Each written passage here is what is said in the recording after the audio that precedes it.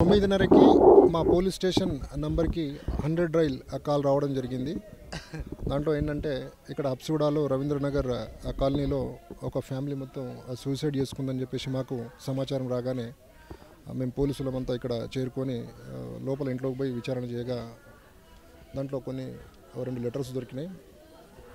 ఎవరైతే దీంట్లో deceased person Chandrasekhar Reddy, ఈయనకు దాదాపు ఒక 42 సంవత్సరాలు ఉంటాయి. తర్వాత కవిత వీళ్ళ వైఫ్, ఈమెకు 35 ఇయర్స్ ఉంటుంది. ఈమె కూడా హౌస్ వైఫ్. ఈ చంద్రశేఖర్ రెడ్డి ఇంతకుముందు ప్రైవేట్ కాలేజీలో జూనియర్ లెక్చరర్గా చేస్తుండే. ఆ తర్వాత కొన్ని రోజుల క్రితం ఈయన జాబ్ మానేసిన తర్వాత ఈ ఫైనాన్షియల్ క్రైసిస్ ఏదో చాలా రోజుల నుంచి ఉన్నాయంట. సో ఆ సూసైడ్ నోట్లు ఏంటంటే నాకు చాలా క్రైసిస్ ఉన్నాయి, అందుకోసం నేను నా ఫ్యామిలీ తోటి సూసైడ్ చేసుకుని చచ్చిపోతున్నా అన్నట్టు కొద్ది ప్రాథమిక విచారణలో తెలిసింది. ఇప్పుడు కేసు కట్టేసి కేసు మీద దర్యాప్తు చేస్తాం. దీంట్లో నిజాలు ఫ్యూచర్లో ఇంకా మీకు తెలియపరుస్తాం. ఇప్పుడైతే 4 బాడీలని మేము అంబులెన్స్లో గాంధీ హాస్పిటల్కి షిఫ్ట్ చేయడం జరిగింది. కేసు చేసేసి తర్వాత ఈ కేసుని విచారణ చేపడతాం. దాని తర్వాత నిజాలు మీకు తెలియజేస్తాం.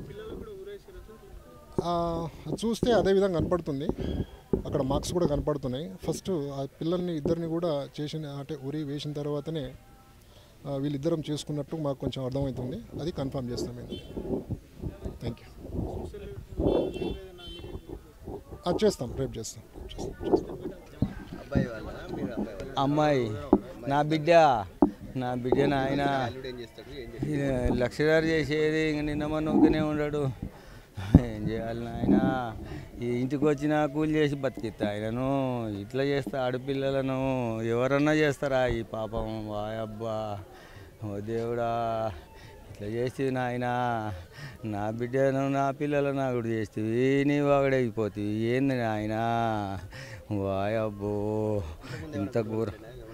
ఏం గొడవలు లేవు నాయన, గొడవలు లేవు, ఏం లేవు. మంచిగానే మా బిడ్డ ఏందో నా చెప్పపోయేది, ఏందో ఆమె కాపురం ఏందో ఆమె చూసుకుంటా పోయేది. ఏం చేయాలి ఆమెతోటి? బాబా, ఇంత అన్యాయంగా ఎవరికి జరగకూడదు దేవుడు. ఓ దేవుడా.